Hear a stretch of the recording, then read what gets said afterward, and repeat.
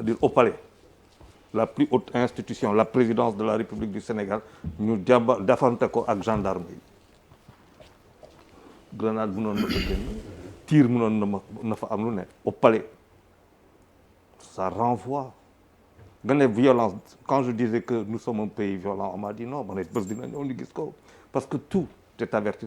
Nos institutions, elles sont par terre. Toutes nos institutions. Mais moi, un préfet me dit passe par là. Qu'est-ce que je vais faire? Je ne vais pas passer par là. C'est une institution administrative ou pas? Policier demande jaral fil ma fa jaar. Gendarme demande jaral fil ma fa jaar. C'est-à-dire, il y a des exemples qu'il faut savoir donner. Il faut dire les vérités. Les institutions sont par terre. L'autorité de l'État complètement par terre. Pour la seule et simple raison que l'État, c'est une faillite collective.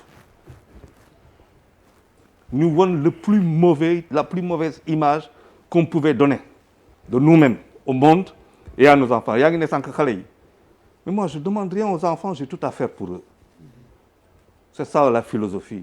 Toute génération, où elle est trahie par les générations, toute jeunesse est trahie par les générations qui la précèdent ou alors est sauvée par les générations qui la précèdent. Ça dépend de l'igué pour moi. On doit travailler pour les jeunes. Point final. Je n'ai rien demandé. À tous les jeunes, tu as 15 ans, école là, am nga ba 20 ans école kiw la yool ma xool liggéey boo mën a def. Ça veut dire que nous avons des modèles de développement yoo xamante ne dañ leen sacrifier à partir de 1981 avec le BCI mooy le budget de construire boo xam ne moo sauté.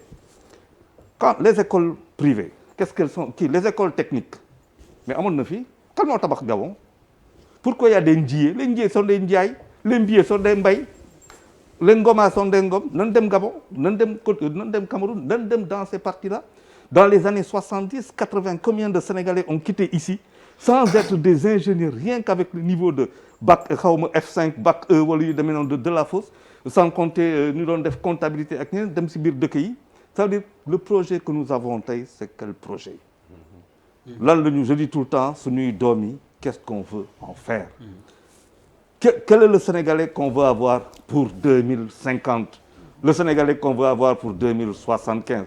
Est-ce qu'on veut que ce soit un Sénégalais violent? Je suis désolé, toutes les jeunesses ont connu la violence. 1977, nous avons Léopold Sédar Senghor, tous les internats. Non, Abdou Diouf, moi, je ne connais pas.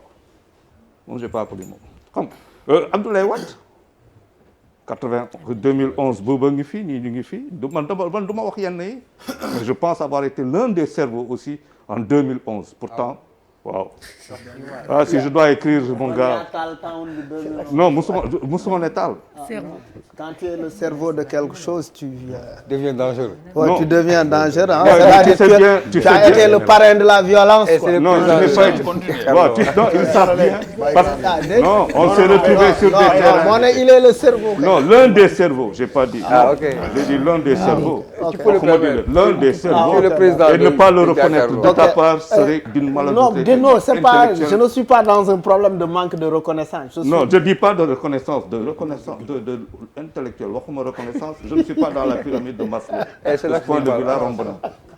Oui, s'il te plaît, Rombona. Ah oui. Li da ngay def di noppi. Di def, di avancer. Da nga ne sans que Sénégalais, il n'y a que des patriotes. Ce qui s'est passé récemment n'est pas une affaire de patriotes. C'est une affaire de terrorisme et de banditisme. Non. Parce que xalé da ngay non dama lay wax. Dama ne ressortir revendiquer. Na la wax ben affaire. Je dis ce que je crois. Je dis ce que je crois parce que je suis de ceux qui Tu reprends les propos du ministre alors. Non, moi je ne parlerai jamais de force occulte, je parlerai de force issue. Je suis désolé. Ouais, mais c'est ce que je dis, je peux même reprendre ces propos. Où est le problème? Où est le problème? Tolérance. C'est ça que je dis. Je peux même reprendre ces propos. Encore que je ne dirai pas de forces occultes parce que les forces elles sont identifiées, non identifiées. Il y a des choses il peut reprendre, sauf qu'il n'y a pas de pierre en fait pour lui lancer. C'est de la communication sans que de avoir leadership, sans que de avoir coaching. Ce qui nous manque fondamentalement c'est ñett pàcc yooyu la. Boo nee leadership da ngay ne vision da ngay ne influence da ngay ne fooy yóbbu nit ñi. Ta carapace c'est pas n'importe quoi. Tu ne fais pas dans le n'importe quoi et tu ne fais pas dans... Parce que c'est en faisant n'importe quoi qu'on devient n'importe qui. Bon, si tu es leader, tu ne peux pas faire n'importe quoi pour être n'importe qui. Ah oui, il y a les 10 règles d'or du leader. 21 règles d'or. On peut continuer. En fait, qui n'est pas leader dans cette affaire? Tout le monde est leader. Mais leader de quoi? Non, moi, je te trouve très implicite. Est-ce que tu peux être beaucoup plus Mais clair? j'ai le droit encore d'être implicite. Non. C'est ce que je dis encore une fois. C'est ce que je dis encore une fois. À partir du moment où tu ne me reconnais pas le droit d'être et de dire les choses telles que je le pense, quand bien même je pourrais me tromper, c'est que tu me fais un procès, c'est tout. Non, je te fais Malal. C'est tout. Ah, Tu mais parles les de gars, on est concession. dans Je dis une quelle discussion. concession? Mais les gars, on est dans une discussion. Voilà pourquoi il faut lui laisser. Non. Exactement. Il a l'habitude de dire ce qu'il Non, pense. attends, il faut. Tu sais, Malal démocratie bàyyi mu wax rek. La Démocratie, démocratie. oui. Moi, je suis. Fii laa fi toog. Après tu le demandes si tu n'es pas d'accord. Fii laa fi toog ne. C'est tout. Violence bu may gis ñu ñëw forcément quelqu'un devra en porter la responsabilité. Fii nga fi ne. Deret faw mu tuuru. Deret tuuru na. Après on va dire ñu ngi jaale ñoo xamante ne dee nañu. dama ne waruñu ragal deret tuur. waaw waruñu ragal deret tuuru. ok deret tuuru na. ok donc on assume. nit da ngay assumer le choix que tu as fait. fii la fii Bouba Sànq dafa wax loo xamante ne fii le 2011 mu am kilifa boo xamante ne dafa am lu ñu wax fii si biir kër gi. wax ko si suñu kilifa temps yooyu ñu ngi politique. si Youssou amul lu mu ko yàqalul pourtant c'est sorti à la télévision. et pourtant c'était un premier ministre qui avait eu des mots très durs mais au nom de la démocratie loolu dafa génnoon. on l'avait fait sortir sur nos antennes.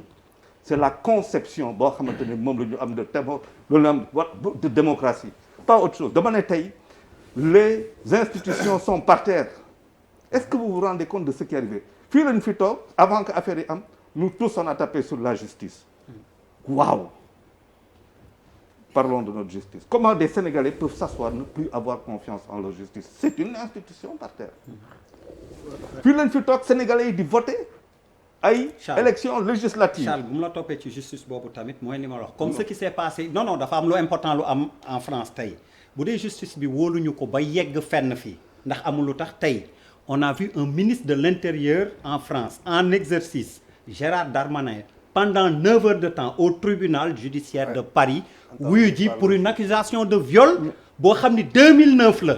waaw 2009 et comme par hasard ku tudd Sophie moo ko Sophie Patterson. Non, je vais t'expliquer. Tu as raison. Si le ministre de l'Intérieur de la France accepte d'aller répondre sans problème c'est parce que ni ngay wax dafa wóolu justice am wóolu institution pendant 9 heures de temps ñu confronté ko ak accusatrice am mais y a même mieux.